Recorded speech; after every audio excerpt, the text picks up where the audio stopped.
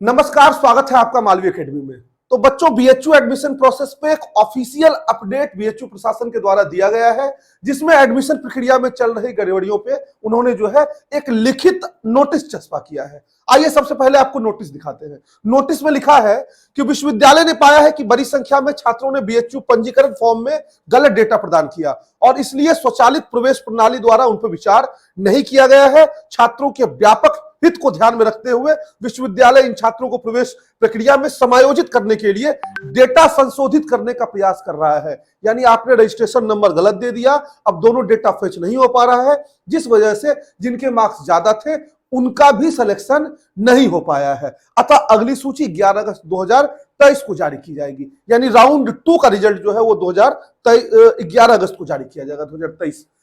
एक और सूचना इसमें दिया गया है, उसमें साफ तौर पे लिखा गया कि यूजी प्रवेश परीक्षा 2023-24 की दूसरी सूची 11/8 को प्रकाशित की जाएगी। एनटीए डेटा और उम्मीदवार द्वारा पंजीकरण फॉर्म में भरे गए डेटा के बीच अंतर पाया जा रहा है। उम्मीदवारों की शिकायतों पर विचार करने के बाद दूसरी सूची प्रकाशित की जाएगी। अब यहां पे एक बड़ी समस्या है कि दूसरी सूची प्रकाशित करने में क्या सबको शामिल किया जाएगा? अगर इनकी लैंग्वेज को देखें तो ये लिखा है उम्मीदवारों की शिकायतों पर विचार करने के बाद, यानी कि इंडिविजुअल को शिकायत करनी पड़ेगी। शिकायत करेंगे कहां? मेल ये रिसीव कर नहीं पा रहे हैं और तो मेल के माध्यम से शिकायत तो होगी नहीं।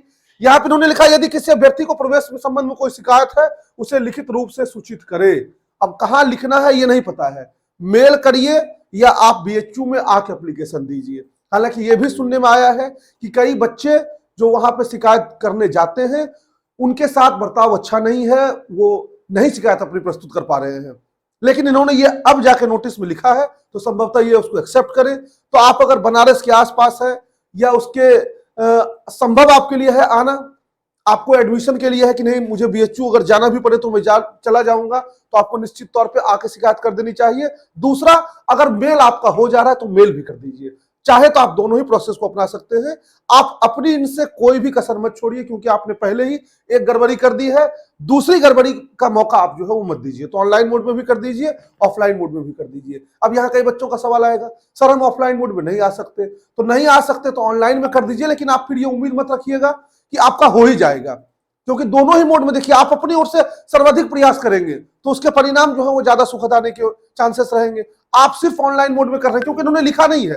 अगर ये लिख देते इस बात को कि कहां शिकायत करें, केवल ऑनलाइन भेजने से भी काम हो जाएगा, तो मैं ये सजेस्ट कर देता। लेकिन चूंकि ये चीज ऑफिशियल नोटिस में कहीं नहीं बताई गई है, इसलिए मेरा सुझाव यही रहेगा, अगर संभव आपके लिए है तो ऑफलाइन शिकायत भी दे दीजिए। ऑनलाइन मेल नहीं जा रहा, ये एक बड़ी समस्या है, तो ऑनलाइन अगर आप भेज पाने में सक्षम है तो ऑनलाइन भी भेज दीजिए। लेकिन ये सब कुछ डिपेंड करता है बीएचयू के सर्वर पर, जो लगातार अफेक्टेड है।